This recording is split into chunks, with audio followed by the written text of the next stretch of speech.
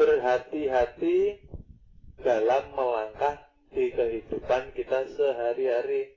Berarti kita sudah mendapat amanah menjaga badan jasmani dari segala sesuatu yang bisa menjerumuskan kita, yang memancing kita ke dalam satu dosa dan kekilapan atau kekufuran. Makanya harus dijaga. Badan bukan milik kita sepenuhnya, milik Allah Ta'ala.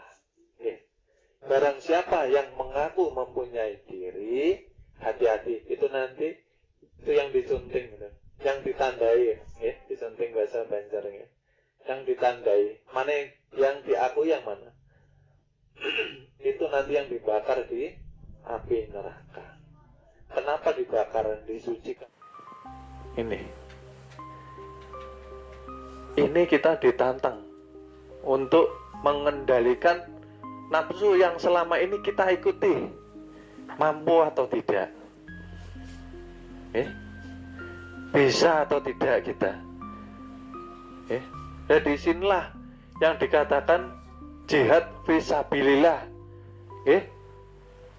memerangi segala perangai sifat, tabiat, akhlak yang tidak baik yang pernah kita jalani. Mau berubah atau enggak? Berarti kan tergantung manusianya. Kalau Allah tuh maunya baik semua, Allah ini. Tapi manusia, ya manusia sendiri yang mendatangkan mudaratnya. Diberi akal pikiran, bisa membedakan mana yang salah dan mana yang Lalu Allah setelah memberikan akal, memberikan aturan-aturannya, memberikan rambu-rambunya dengan Al-Quran. Ini yang tidak boleh dikerjakan, ini yang dijauhi, ini yang disegerakan.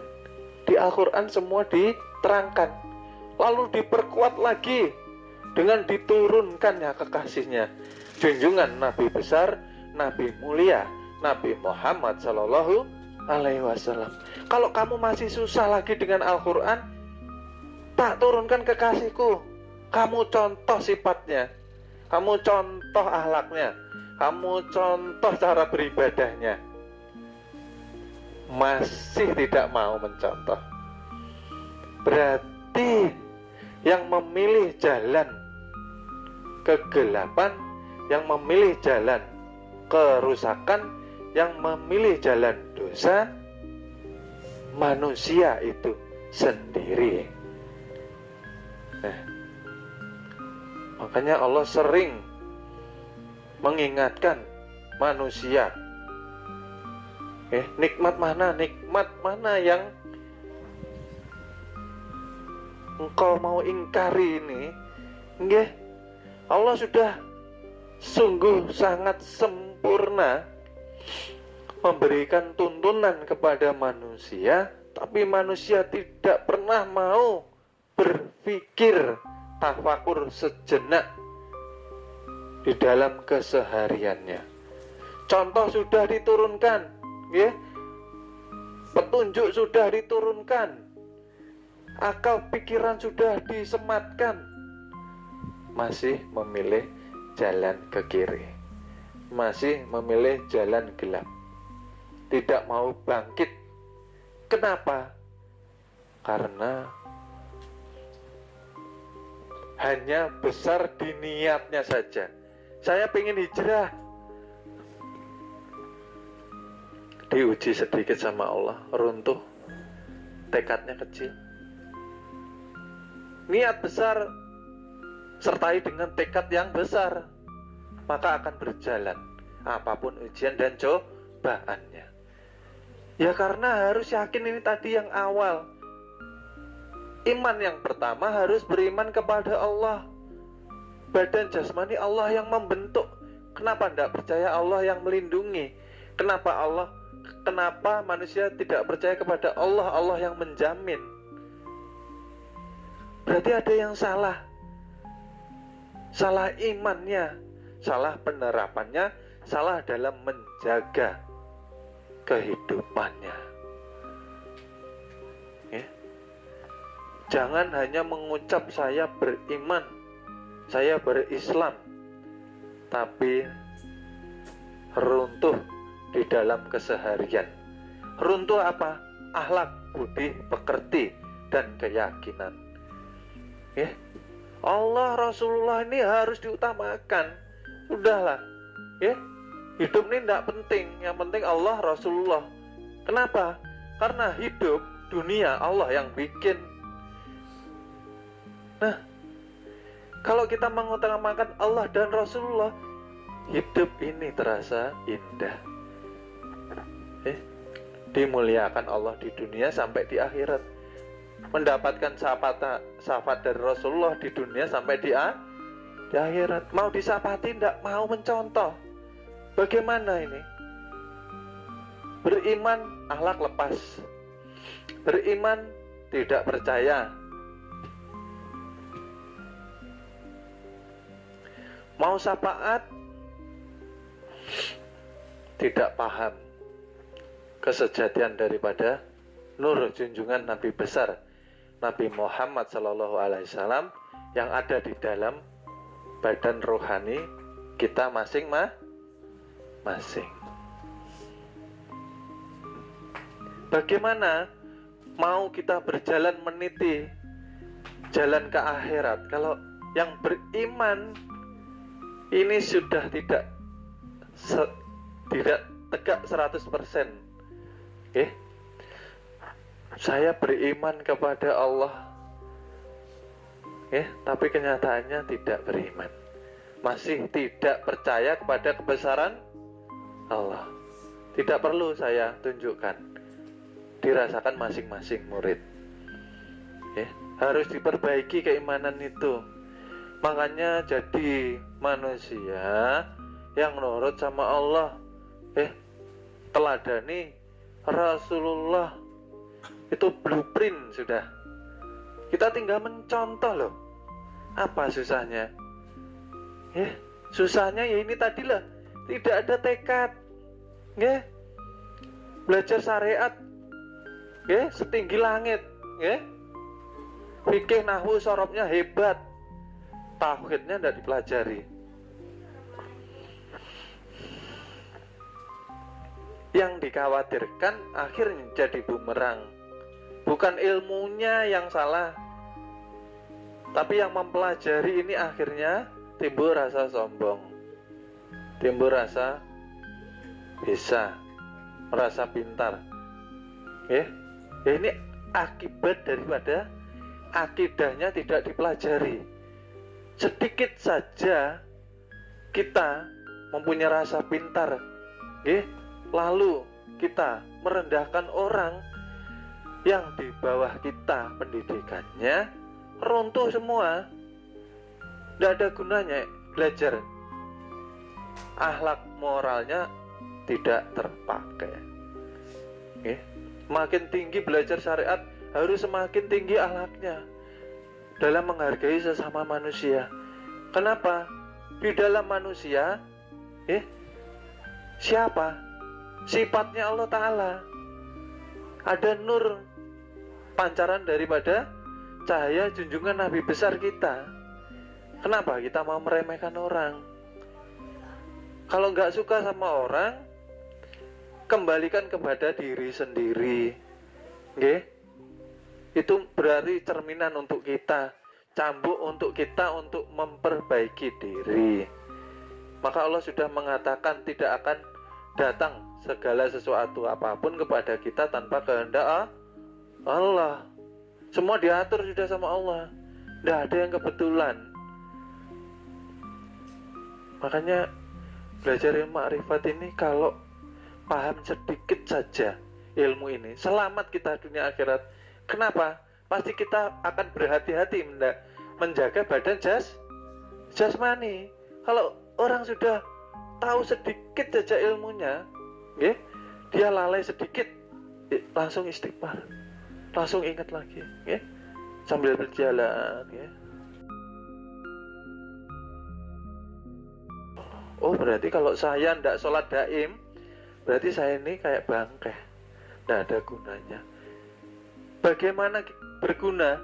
Itu tadi, ingat lagi, bersyukur lagi, memancar lagi cahaya ilahi. Jangan mau disiksa di alam kubur karena kita menjadi bangkai. Tidak sempurna kehidupan kita di dunia. Badan jasmani, seujung rambut pun kita tidak memiliki hak. Kalau ada yang mengakui memiliki hak, ingat itu nanti yang dibakar di api neraka. Makanya panakan diri itu lupakan bahwa diri ini milik kita. Caranya banyak berzikir, banyak sholatul daim, banyak sholawat setelah menjalankan sholat wajib 5 waktu. Makanya kalau sudah menyebut Allah, ya ini milik Allah, kita ini tidak berhak, gitu loh maksudnya. Loh kita ini ada, kita hanya menjadi tajali daripada kenyataan sifatnya Allah, itu loh maksudnya. Kita ini nggak ada, makanya hati-hati belajar. Sudah belajar ilmu makrifat kok masih tidak menjaga hati, kapan mau berhasil? Tekadnya ini dikuati tekadnya. Niatnya sudah besar, sudah bagus. Tekadnya dikencangi. Sebesar apapun niat, kalau tekadnya kecil tidak sampai. Contohnya beli ikan di pasar, niatnya besar, karena hujan, tekadnya kecil, nggak jadi karena hujan. Manusia diberi akal, pakai jas hujan.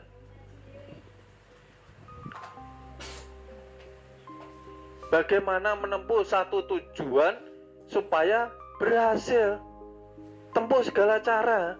Kalau ini memang menuju kepada jalan keselamatan, harus diperjuangkan, gitu loh. Jangan malah santai-santai saja. Di rumah murid punya tugas dan kewajiban masing-masing. Menjalankan puasa ilmu, menjaga hati dan membersihkannya, memesrakan batang tubuh kita dengan yang maha suci, dengan sholatul daim. Setiap hari punya tugas. Jangan santai-santai murid nih. Hidup kita selalu bersama dengan Allah, selalu bersama dengan Rasulullah. Kalau nggak kita perjuangkan sekarang, mau kapan, saya tanya? Mau kapan? Nunggu luangnya kapan? Sedang manusia terus dikejar dengan supiyah, ketakutan ini takut hidup miskin, takut sengsara, takut ini itu, bagaimana, kayak apa? Itu manusia kebanyakan hatinya. Bagaimana, kayak apa, seperti apa?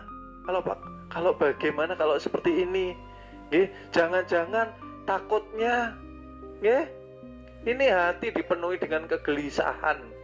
Maka kita belajar ilmu kesucian harus tenang, hati, pikiran, angan-angan harus tenang, jangan gelisah, sudah jangan gelisah, tenang. Karena yang masuk ke dalam diri kita itu ialah Roh Kudus, hidup yang suci, dikatakan hayat, daya hidup daripada zat. Kalau kita merasakannya tidak dengan kesucian hati, bagaimana kita mendapatkan pengajaran yang dikatakan ilmu dari Allah, ilmu laduni, itu tidak akan kita dapat. Gitu loh. Kalau kita nggak tenang, kita nggak bersih, bagaimana menyongsong yang maha suci? Jadi loss aja ini, loss, nggak ada keberkahan. Ya, kita mengatakan loss, nggak ada keberkahan. Sedang menyatakan bahwa akulah ini yang maha suci, yang menghidupkanmu, yang mendirikanmu, yang memberikan kamu 7 sifat. Kenapa engkau tidak percaya sama aku? Aku sangat dekat. Nah, kenapa engkau tidak mencariku? Engkau adalah rahasiaku. Aku ingin dikenal, maka aku ciptakan engkau. Asyhadu an la ilaha illallah. Hanya zat yang maha suci yang ada. Aku ingin dikenal, maka Muhammad Rasulullah. Nyata Muhammad yang menjadi nur awal mula kejadian Allah bisa dinyatakan. Kenapa kita nggak percaya itu loh? Kok? Ya itulah, kita harus terus belajar. Kuati tekad kita, kuati tekad kita, kuati tekad kita. Terus, jangan mau diperdaya dengan supiah. Ini supiah yang meruntuhkan hati manusia ini biasanya ini. Ini supiah ini. Ini yang selalu bertanya-tanya di dalam hati. Ini yang selalu menyebabkan manusia gelisah, ketakutan, was-was, khawatir. Bagaimana? Seperti apa? Takutnya jangan-jangan ini dihilangkan. Kenapa? Takut betul itu loh. Yang masuk menyatakan, yang keluar menghidupkan. Akulah ini Allah. Allah itu yang mewakili nama kebesaranku. Kalau sudah turun, Allah memfanakan menjadi Muhammad, Muhammad memfanakan menjadi insan, wujud sekalian kita ini kebesaran daripada zatnya Allah. Itulah, Masya Allah. Diri sendiri tidak dikenali,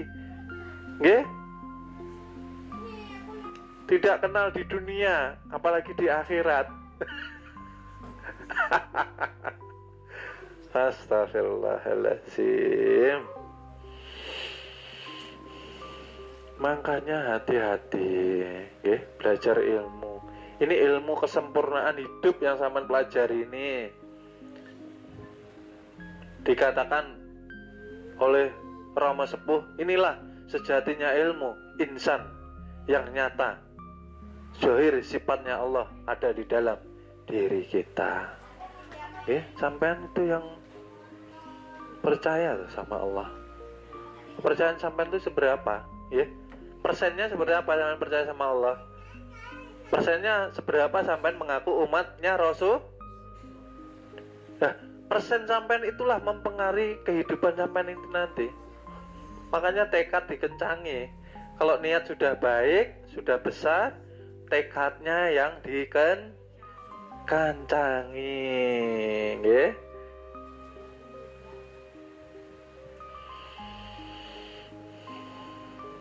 Mau hijrah tapi tidak mau merubah akhlak budi pekertinya percuma. Hanya angan-angan saja. Angan-angannya bagus, saya mau hijrah, tapi tekadnya tidak ada. Masih hidup di dunia, masih bisa berjuang, tapi tidak mau melangkah, takut bayangannya sendiri. Sia-sia hidupnya, kasihan saja. Maka hidup yang mulia di dunia ini mencari ridhonya Allah Subhanahu wa Ta'ala. Dunia akan mengikuti kita kalau Allah sudah ridho. Lalu apalagi yang mau dicari? Apalagi? Makanya toh, kalau mengaku Islam, kalau sudah bersyahadat haruslah sudah paham ilmunya. Nggih. Melihatlah dengan penglihatan kasih sayang. Nggih. Mengaku Islam tapi pandangannya masih penuh dengan kebencian, masih penuh dengan sifat iri dengki, masih memandang dengan orang dengan sakit hati, seperti itu. Berarti perlu banyak belajar lagi. Janganlah memandang manusia seperti itu. Mereka juga mulia. Di dalam hidup mereka sifat Allah nyata. Di dalam hidup mereka Nur Muhammad nyata. Sama di dalam diri kita. Kalau kita menghinakan orang, sama kita menghinakan Allah Subhanahu wa ta'ala. Itu tadi amaliyah nama suci yang pertama. Kita harus bisa jihad fisabilillah, memerangi sifat yang tidak baik yang ditimbulkan oleh nafsu 4. Nggih. Di sini diterangkan, hidup jangan terlalu serakah. Hidup jangan terlalu gila harta. Hidup jangan menuhankan dunia.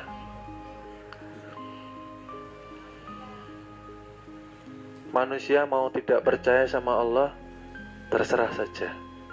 Tapi satu yang saya ingatkan, ketika kita gila harta, memuja dunia, tidak akan mendapatkan manfaat sedikit pun. Karena rezeki sudah ditakar oleh Allah Subhanahu wa ta'ala. Si Fulan bin Fulan, rezekinya mungkin di dunia ini cukup 80%. Si Fulan bin Fulan, rezekinya mungkin cukup 50%. Kalau dia mengejar, walaupun dapat banyak, dapatnya juga akan sama totalnya. Walaupun banyak akan hilang semua, gak berkah kekayaan yang didapatkan. Karena orang yang serakah, yang cinta dunia, biasanya lupa akan ibadahnya, lupa akan bersyukurnya. Itu tadi. Jangan mencintai dunia, jangan menuhankan hawa api. Kalau sudah jadi murid, hilangkan hawa api ini, sebisa mungkin. Boleh marah, tapi setelah sholat tidak boleh marah lagi. Karena manusiawi, kalau hilang tidak bisa, totalitas. Silakan marah, tapi setelah sholat harus hilang. Marahnya pagi, siang, duhur harus lepas. Karena percuma sholat dengan membawa rasa marah. Sholat itu suci.